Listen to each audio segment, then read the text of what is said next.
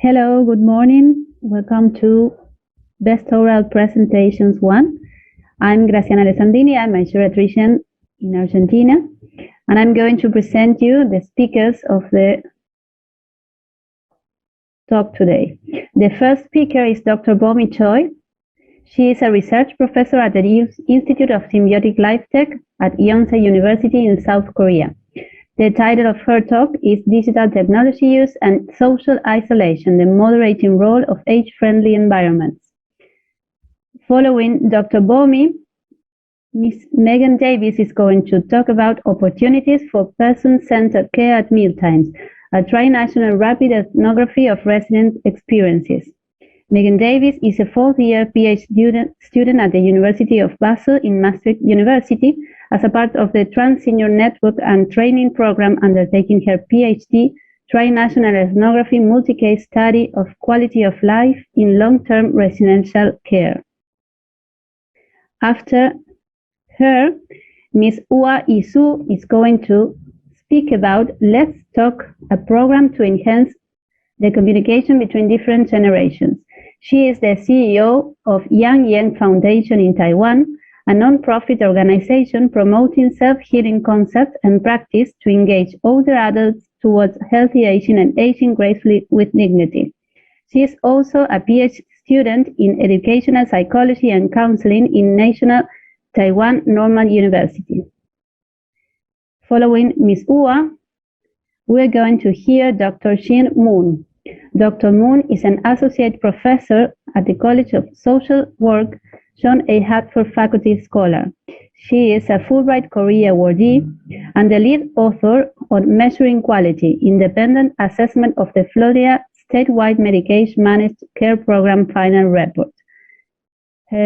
She is going to talk about a 5-year independent assessment of quality of care in Florida, managed care for enrollees in long-term care. After Dr. MUNN, we are going to hear Mr. Eduardo SCHMUNIS.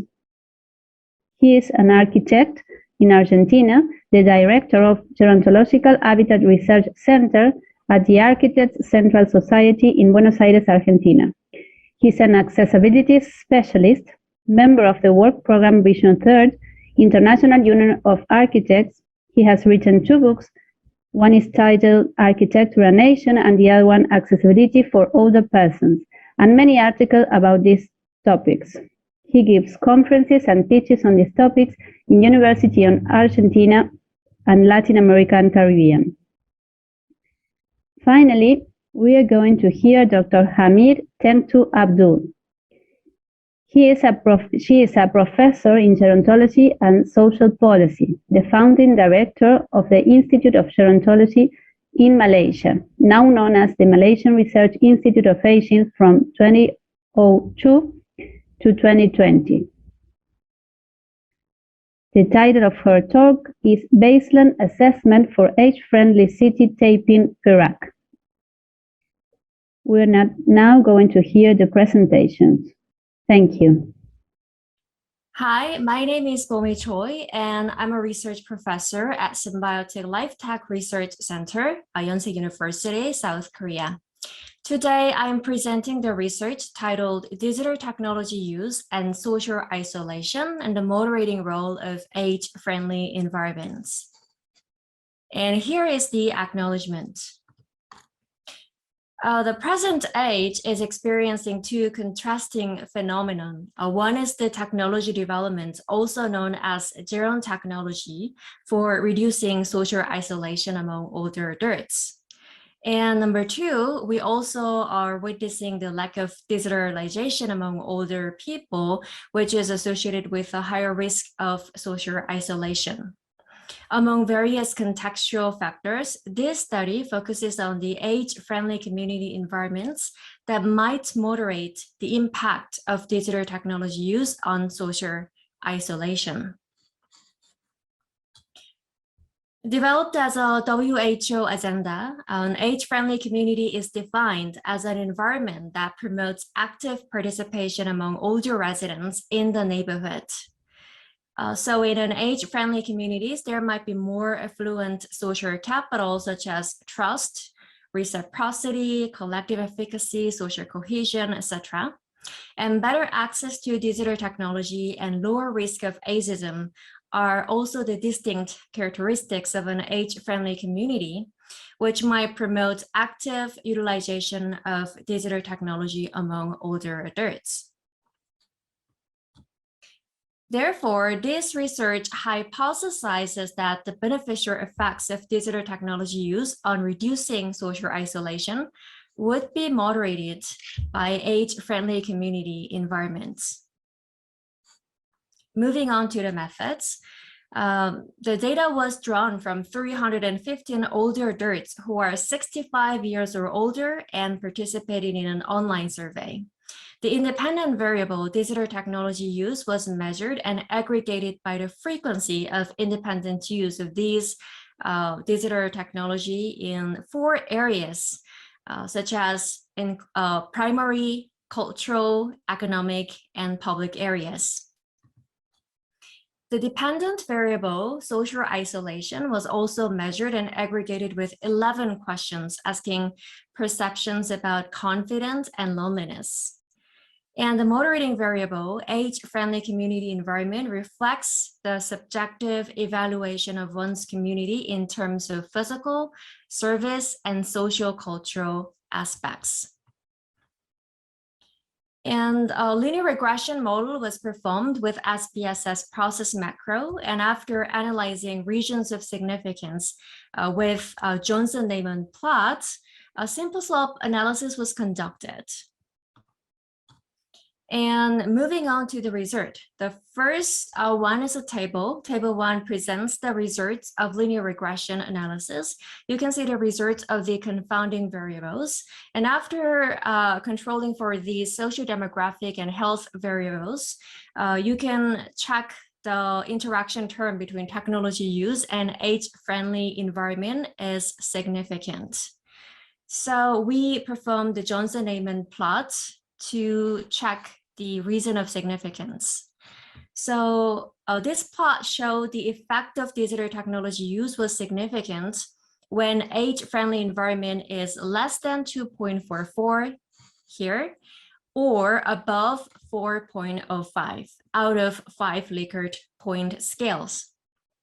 So based on the reason of significance, the standard point for simple slope analysis was set as 2.38 and 4.08, about this area representing lower and higher levels of age friendliness of the community respectively. So when you see the result of a simple slope analysis, it can be seen that 2 regression lines are extending in different directions. So when the age-friendly environment level is low, represented by the solid line, you can see that digital technology use increases the risk of social isolation. In contrast, when age-friendly environment level is high, represented by this dashed line, you can see that digital technology usage lowers the risk of social isolation. So based on these significant interactions between digital technology use and age-friendly environment of the community, we would like to suggest the implications like this. The results of this study show that the efficacy of digital technology use is conditioned, moderated by the age-friendliness of the community. When living in friendly communities for older people, older adults might use technology to promote their social connections, such as participating in online hobby clubs or being an active member in social networking service, etc. However, when living in unfriendly communities, older adults might use technology that doesn't necessarily promote meaningful connections like passive media consumption. And although follow-up studies are needed to investigate underlying mechanisms, the results of this study can be applied to interventions aiming to promote digital technology acceptance among older adults.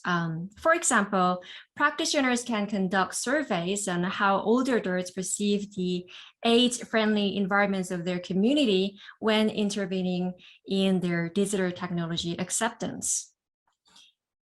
And that ends my presentation, and thank you for your attention, and I will be glad to answer your questions. Thank you. I'm pleased to present my paper today titled Opportunities for Person-Centered Care at Mealtimes, a tri-national rapid ethnography of resident experiences. This paper is part of my wider PhD project and aims to optimize transition into long-term residential care. This research is conducted under the Trans-Senior Programme and in conjunction with the University of Basel and Maastricht University. By conducting 3 ethnographic case studies, we were able to immerse ourselves in long-term residential care environments in Switzerland, the UK, and the Netherlands to really understand life in long-term residential care. Not only that, but this methodology allowed us to really understand the views of people living with dementia and cognitive decline, to really represent the full sample of life in long-term residential care.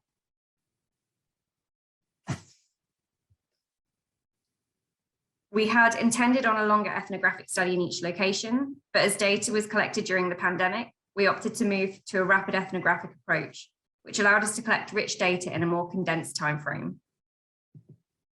In Switzerland, we collected data from October 2020 to March 2021. Here we conducted interviews and observations, which included informal conversations with participants as situations arose. UK data collection took place from August 2021 to October 2021. Just like in Switzerland, this included interviews, observations, and informal conversations, although due to the stage of the pandemic compared to Switzerland, more observational hours were recorded. The final data was collected from October to November 21 in the Netherlands. Due to time and access, we were limited to collect data from October 2021 to November 2021, and this was observations only. Person-centered care is a huge concept, and the amount of data we collected was equally so. During analysis, one common theme started to come up time and time again, whether prompted or not, which was food and meal times. This was clearly an important part of long-term residential care living for residents, so we decided to focus on this initially when looking at residents' experiences of person-centered care in long-term residential care. In each case, the first thing we need to consider is context. First, the Swiss case study. Here, meals were offered in a large communal dining area, smaller communal dining areas, or bedrooms. The main restaurant in the Swiss long-term residential care was set up like a restaurant with designated catering staff. This meant that care staff were not required to serve food during meal times and actually mostly ate their own meals during this time in view of residents. The smaller communal dining areas were positioned on residential floors, which was typically where residents who required more assistance dined. Next, I'll move on to the UK case study. Just like in the Swiss case study, meals were offered in a large communal dining area, smaller communal dining area, or bedrooms.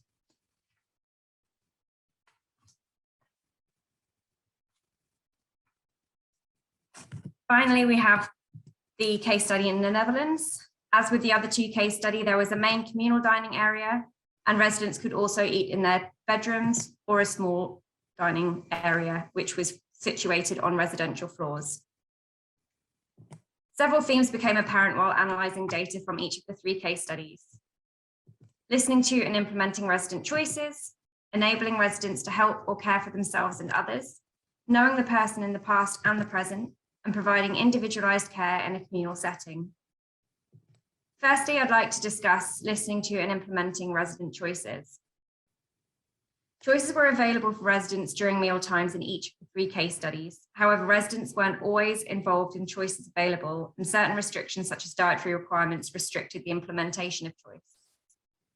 In the UK and Switzerland, residents told us about the fact that there were 2 options each time a meal was provided for them. The issue in both cases was that menu planning was done without consulting residents. So while residents made a point of saying there was choice, they also pointed out that they weren't always happy with it. Portion sizes were also mentioned. In the UK and Switzerland, where meals were pre-plated, residents often commented that the portions could be too big or too small depending on the person. Residents eating special diets, such as soft diets, for example, commented that they wanted to have more but never got it. In the Netherlands, meals were served family style, which not only meant residents could serve themselves, but they had much more control over their portion sizes. Where to sit created another conversation starter with residents. In the UK and Netherlands, residents could sit wherever they wanted. However, residents who required more assistance were slightly more restricted, as staff members had to help them mobilize to the table and often chose where to sit for them. In Switzerland, the places of where to sit were the same every single day for residents, and these were selected by staff members who actually looked at the resident history to decide where they would sit and who they would sit with. We had examples of a resident who was very happy with the person she was able to sit with and found interesting topics of conversation with them, which created interaction. However, there were also incidents of people with language barriers and without common ground. In the UK, we also had a situation where staff chose for someone to sit at a table, but didn't take into account the new physical constraints of the resident. At the moment, he had issues with hearing, which meant that he couldn't actually hear other people on the table, and this prevented him from wanting to eat in a communal area again. The next theme, enabling residents to help or care for themselves or others. This actually follows on from the theme of choices, because including the choices actually led to residents being able to care for themselves more and also interacting and providing for others. In the UK, residents only had access to food that was provided from the long-term residential care home, and at other times they didn't have access to food. Whereas in the Netherlands and in Switzerland, residents could help themselves to meals, to extra food or to drinks as they wished in the communal areas that were situated on the residential floors. During meal times in Switzerland and the UK, residents didn't serve themselves food.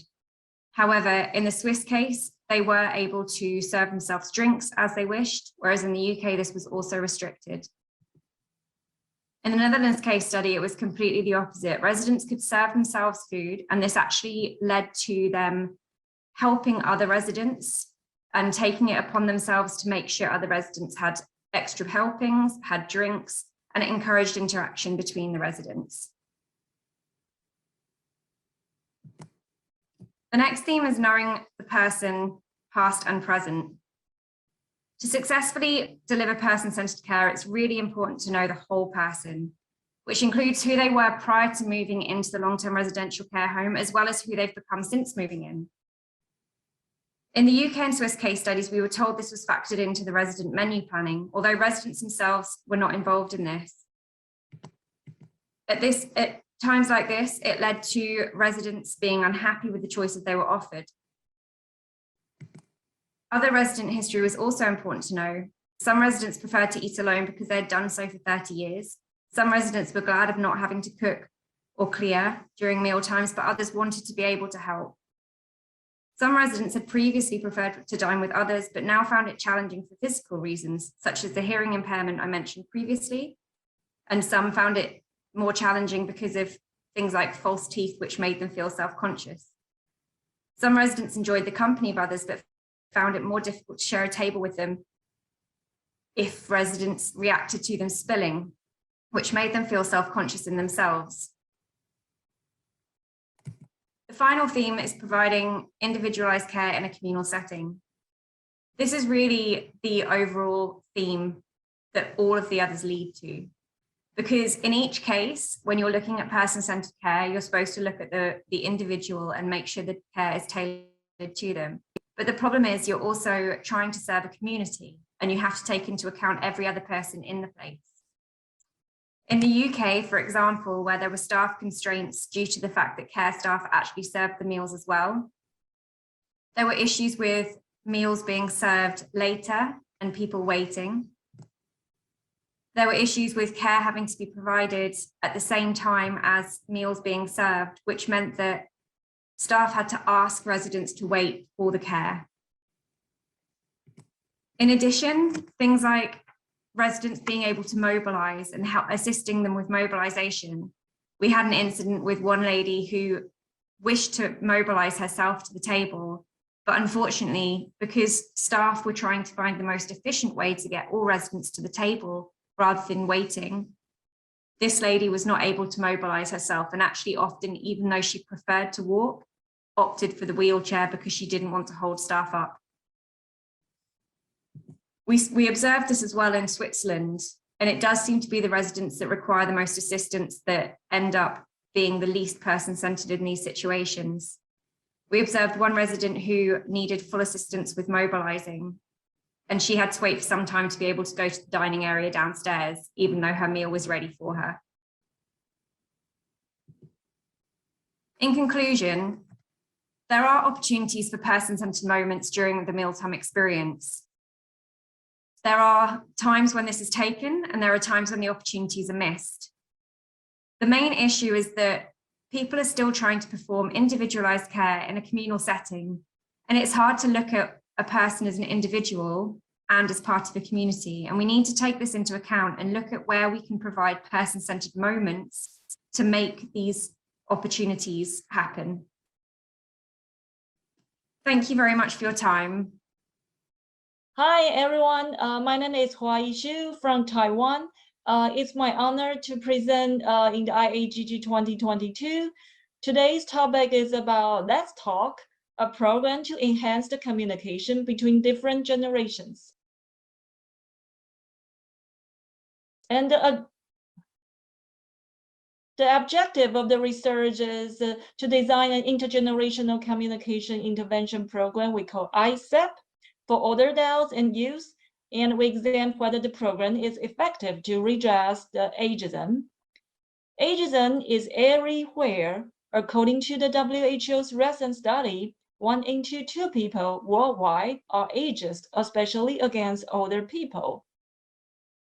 And we also found out that ageism could have negative effect and health harmful to older adults, especially during the COVID-19. It made it even worse. And also more and more study talking about education and intergenerational contact could be a basis to have effective intervention to reduce ageism. So the theoretical background of ACEP is we made a hypothesis that interaction may reduce prejudice between the group. And according to the attitude theory from the cognitive, affective, and cognitive aspect, we examined the program, and we designed the program according to communication predicament of age model, try to avoid any stereotype. Also, we have adapted experimental learning theory to make the program more fun and practical. Now let's look at the method. The ACEP was carried out in the community center. It's a 3-week program with 1 meeting per week and 100 minutes per week. It's a group setting with a 6-person in a group, half older adults, half youth, and there are 50 older adults participated, 51 youth participated. The mean ages for older adults is around 67, and the mean age of younger adults is about 19 years old. And all the programs are led by well-trained facilitator. They sharing the personal interest, revealing the difference between communicating, also practicing the communication skills. We use the game elements, role play, work cafe method to conduct the ICEP. We also collect both qualitative and quantitative data before and after the program. For the quantitative data, we use the modified version of Kogan attitude to older people, the modified KAOP. So there is only the scale for older people, but we also modify it for older adults could have expressed their attitude toward younger people and use the 2-way ANOVA analysis. We also invite participants to write down 3 adjectives about aging and youth before and after the program. And we also interview 8 older adults and 8 youth. Here are some coding scheme structure we have done based on the adjective and based on the KOAPs, aspect, and categories. Here are some examples I'm going to show you. For example, like the Q1, how youth would like others to describe them when they are old. The example here shows beautiful, wise, elegant. And Q2, how youth describe older adults, a complainer, crafty, stubborn. And Q3, how other people describe older parents when they were young. This older adults wrote lovely, filial piety, cute. Q4, how older adults describe young people, independent, trendy, and clever. So we base on all this adjective and do the further deep analysis. And for the quantitative analysis, as you can see from the chart here, the blue bar shows the pre-test, the orange bar shows the post-test, and both young and older group shows significant improvement after the ASAP. Now let's look at the detailed full aspect, including the appearance, physical, psychological, cognitive, interpersonal relationship, and social participation, and also work and economy safety. Both young group and old group shows a significant improvement after the ISAP. And for their personal feeling and connection, we also asked them, is it meaningful for you to being with another generation? Is it helpful for you to being with another generation? Both young and old group showing significant improve after the program.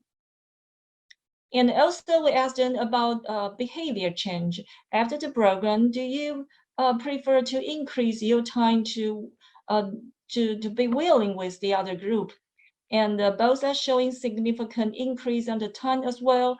But what's interesting is that the older people in the study, they don't like to deal with young people so much. So you will see a much significant increase for the older people after the program. And here is a interview feedback. I think it's quite interesting, but due to the time strain, just share with you. It's from a 20 years old male. He said that the older adult asked me a lot of questions, all of which she couldn't say to her grandchildren, including, are you impatient with your parents? Do you think your family members often use affection to blackmail you? Do you often say, oh, you don't understand me? And then sharing the phrases, you don't understand me, with me, really made her angry. She actually, the older adult, just wanted her grandson to call home more often. After thinking about it carefully, she found out that the elders we meet in real life usually have relationships, such as relationship of grandparents, grandchildren, teacher, and students, and so on. And those relationships prevent us from communicating and understanding well. If we just look at each person a normal human being, then we may break the generational hostility. So the conclusion is, ISAP promote better well-being and positive attitude toward each other and aging process. Ageism could be reduced through ISAP. Further interventions could be investigated for educational policy. Thank you very much for your listening. Hello, I'm Jean Munn. Today I'm presenting for myself and Dr. Margaret Holland on a project we worked on for several years. The project summary is that in 2011, the Florida legislature voted to move most Medicaid recipients into a managed care system. The Florida Agency for Healthcare Administration used a staggered rollout schedule to successfully introduce the program. The program rollout began in August 2013 through March 2014. Approximately 83,000 Medicaid recipients were moved from the previous multi-waiver mixed reimbursement system. And another 100,000 new Medicaid recipients were added during the study period. The legislature requested that the program be evaluated, and Florida State Colleges of Medicine and Social Work were contracted to actually do the evaluation. Three components of the evaluation were access, quality, and cost effectiveness across 3 sites of care, nursing facilities, assisted living communities, and enrollees living at home. The full report address is available here.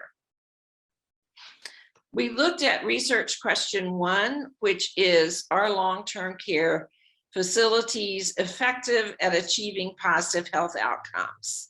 Initially, we looked at quality of life, as that's an optimum goal of all persons and is appropriate for all sites of care.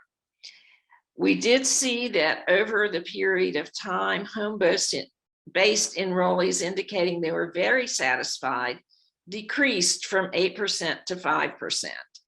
This is really important because the program incentivizes moving enrollees from their nursing facilities into the community. So this dissatisfaction with quality of life is of importance. However, assisted living facility enrollees indicated that they were very dissatisfied with their quality of life, actually declined over this period of time. The proportion of home-based enrollees again felt much worse. How an individual perceives his or her health, such as poor, fair, good, very good, or excellent, is a recognized predictor of functional decline and mortality.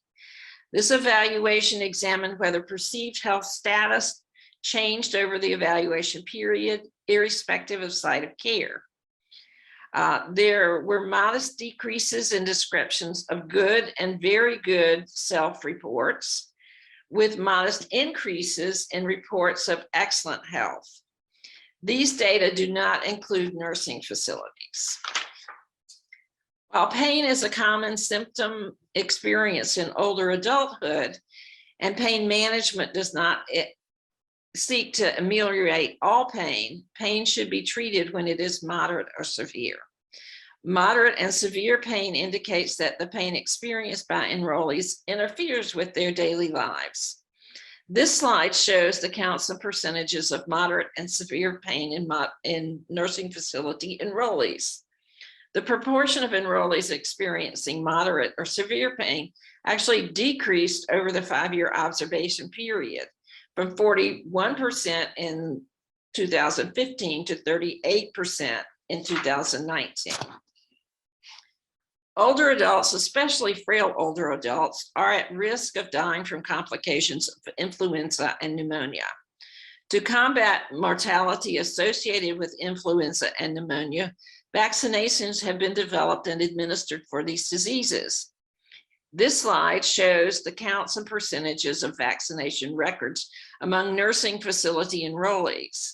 The proportion of nursing facility enrollees with up-to-date influenza and pneumococcal vaccines decreased over the 5-year evaluation period. Influenza vaccinations decreased from 75% to 70% in 2019. Pneumococcal vaccinations decreased from 50% in 2015 to 52% in 2019. In conclusion, most enrollees reported feeling satisfied with their overall quality of life, regardless of race, ethnicity, or location of care. However, the proportion of home-based enrollees indicating they were very satisfied decreased over this time period. When quality of life indicators were examined by race and ethnicity, white enrollees reported more positive evaluations of their overall health than Black and Hispanic respondents. Hispanic enrollees, both those living at home and in ALF settings, showed decreases in positive reports, good or much better, and increases in negative reports when describing and comparing their overall health. There were no discernible differences between male and female enrollees for these quality indicators. However, there was a noticeable pattern of fewer positive indicators for self-reported health and quality of life for Hispanic enrollees living at home or in ALFs. Black enrollees also reported less favorable indications when compared with white enrollees. Further, there were disparities in preventable hospitalizations. We did not have time to show the slide with that, but they were disproportionately represented in preventable hospitalizations, and as well as Hispanics. So what we see is that the overall population has actually fared well during this change in the structure of administration. However, when we were able to look closely, we did see some differences based on ethnicity and race regarding preventable hospitalizations and quality of life.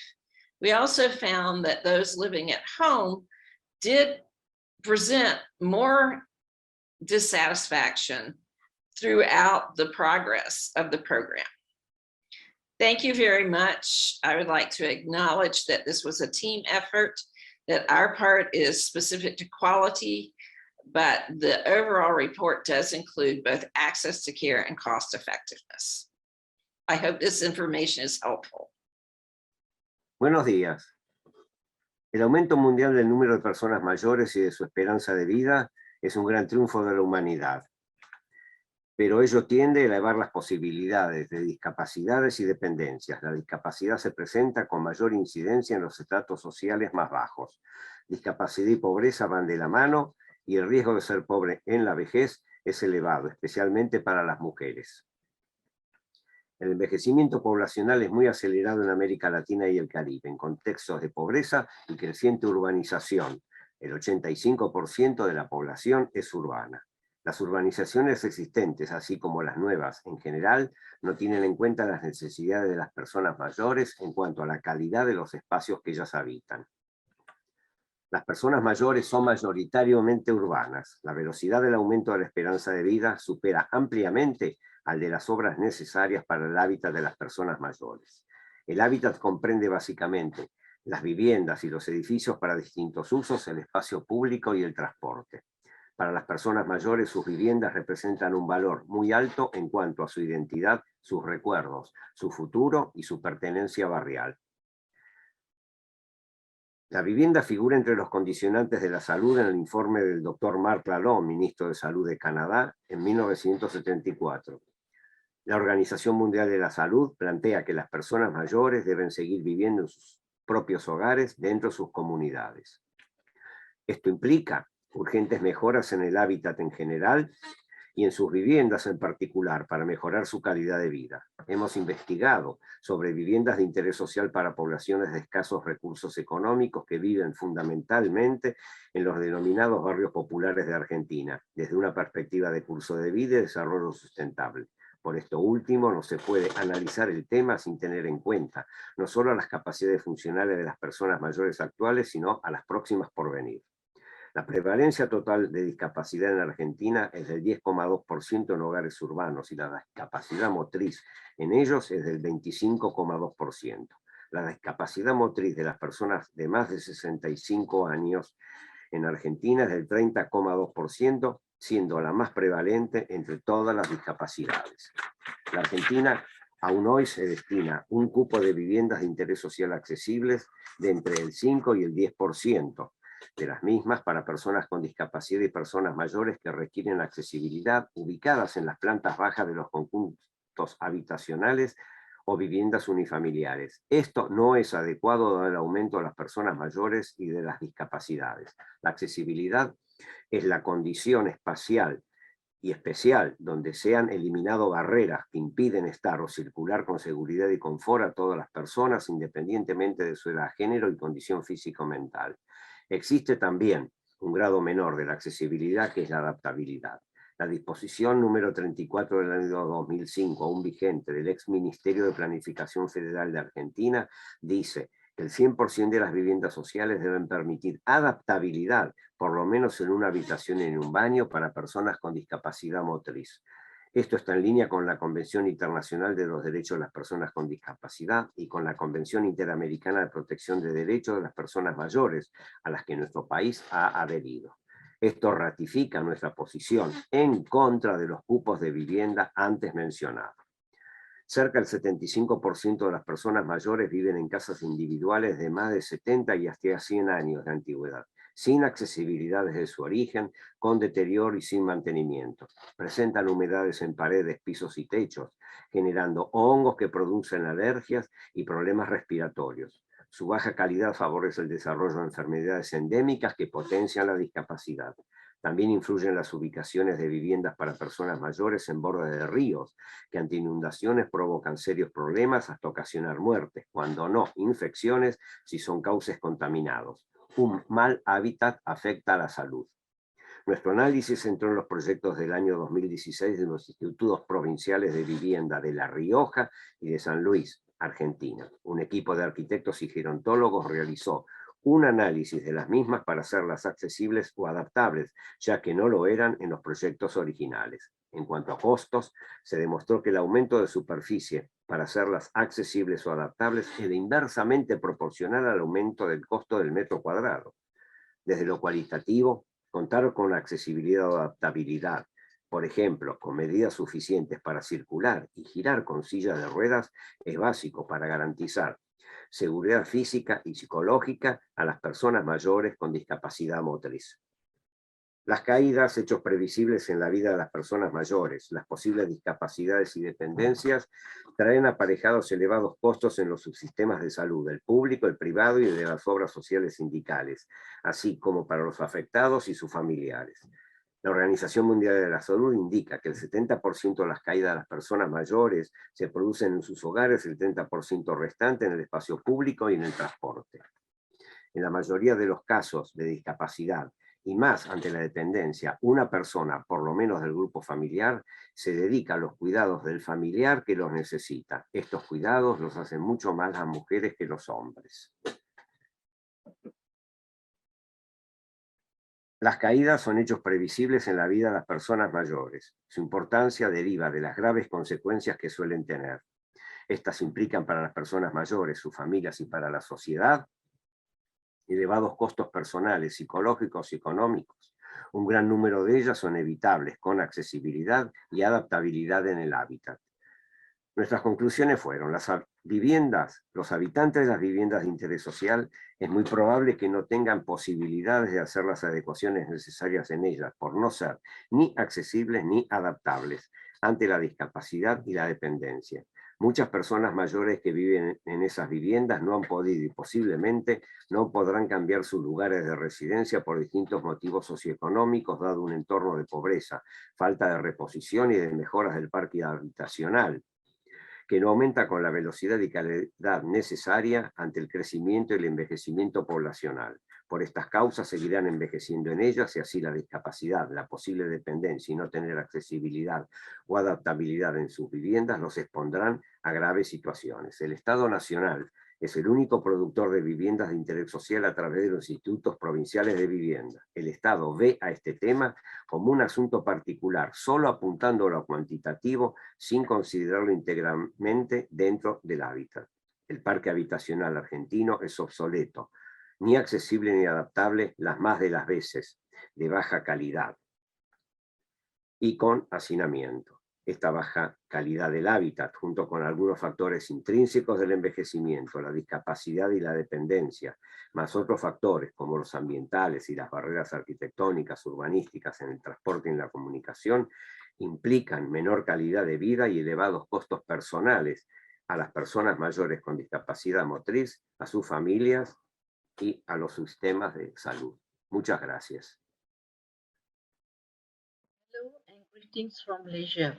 Population aging and urbanization are two major trends that Malaysia is experiencing. 75% of Malaysia is urbanized, and in 2021, 7% of Malaysia's population comprised of older persons 65 years and over. The government is embarking on an age-friendly initiative and peak typing as a pilot slide. I am presenting the baseline assessment of age-friendly typing.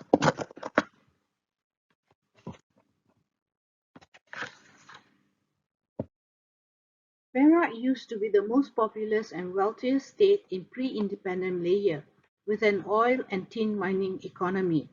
From 1980s onward, its total population has fallen behind Selangor, Sabah, Johor, and Sarawak.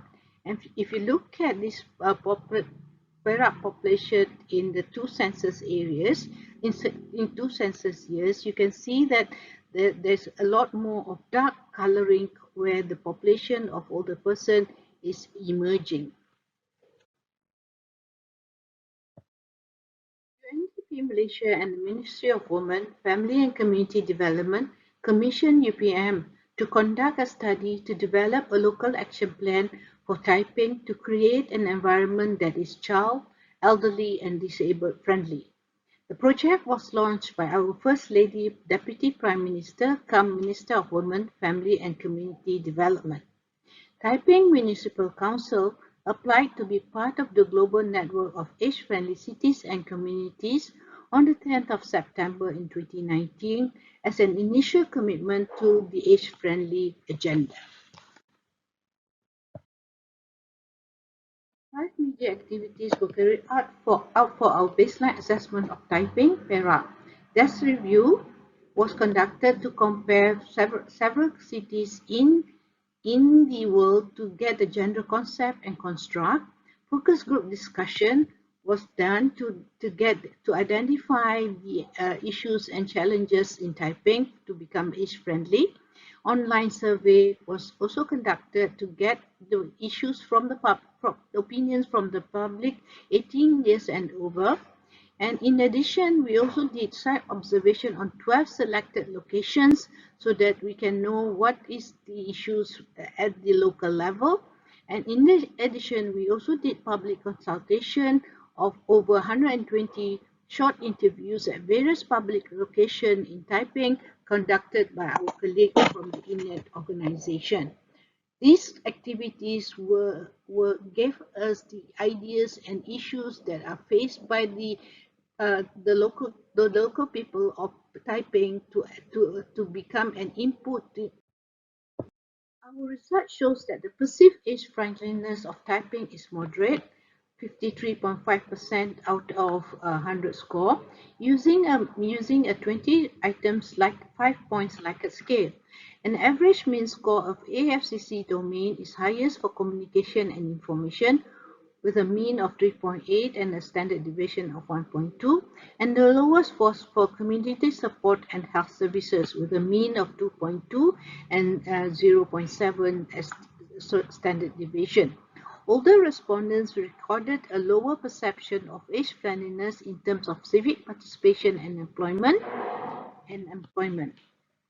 Common issues of complaint are walkability, uneven and unsafe pathways, lack of suitable seats, and irregular public transportation, and many of them are unaware of the community events.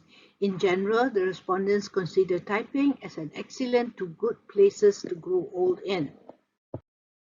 Residents of Taiping express a strong sense of pride and identity with the city in terms of its heritage and greenery. They acknowledge a broad range of issues and challenges, especially in the lack of employment opportunities and pull factor of larger cities. Some of the issues can be remedied by the local authorities, while others require cooperation with other government agencies at the state and federal level. With 1 in 6 respondents, 1 in 6 residents are older person, Taiping can be considered as a naturally occurring retirement community. The local government system in Malaysia is structured differently, with direct health and social services provided by federal ministries, departments, and agencies.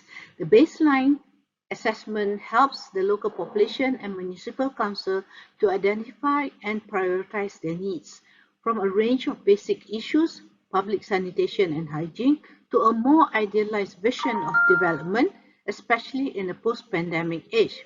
In general, the public and the municipality are still relatively new to a more inclusive participatory approach in local planning. As such, there has to be a greater alignment of AFCC initiative with other development plans at the local, state, and federal levels. researchers can play a strong role in facilitating the uptake of new ideas and sectoral lessons for future replication and upscaling. Thank you for your kind attention. Hello. Very nice hearing you. Very interesting talks and works you've done. I would like to ask you, Megan Davies, about your work, because I found it really interesting what you were talking about, missed opportunities. Hello. Very nice hearing you. I'm sorry. I'm hearing talks and works you've done. I would like to ask. Sorry. I was hearing an echo. So can you tell us what do you think are the barriers for those missed opportunities you identified in the 3 countries? I'm sorry. Sorry, there's a little bit of feedback. Yes, I can notice. I don't know how. Can you tell us what do you think are the barriers for those missed opportunities you identified in the 3 countries? Sorry, could you repeat just the end of the question? Yes, I think perhaps some of you has the presentation on live, and we are hearing the presentation while we are talking. What I was asking, you showed us in your conclusions that there were some missed opportunities for intervention at center person care in daily mealtime on the residents on long-term care. So I wondered if you could identify the whys of these missed opportunities, the causes, I mean. Center person care. Yeah, so it's a really interesting one, and it goes back to the first theme in the results, which is really context. Because the opportunities that were missed and that were taken were very, very different across each of the 3 countries. The Netherlands, for example, had much less issue with health and safety and regulations. It's not to say they didn't have health and safety regulations, but they were more open to pushing the boundaries, let's say, and also the regulatory board did not give grading to the care homes in the same way that happens in the UK. So they were able to take more opportunities of allowing residents more freedom and more access to provide their own care, help themselves to things, whereas in the UK was the biggest comparison in this, where the opportunities were there but were unable to be taken. And it's not because staff were unwilling, it was very much that they had difficulty with what they were allowed to do, but also because of the setup with staff becoming the providers of meals as well as being the care staff, it was really challenging for them to do both at the same time and really have time to provide as much person-centered care and give as many opportunities as in the other countries where there were designated staff for catering and there were designated staff for care.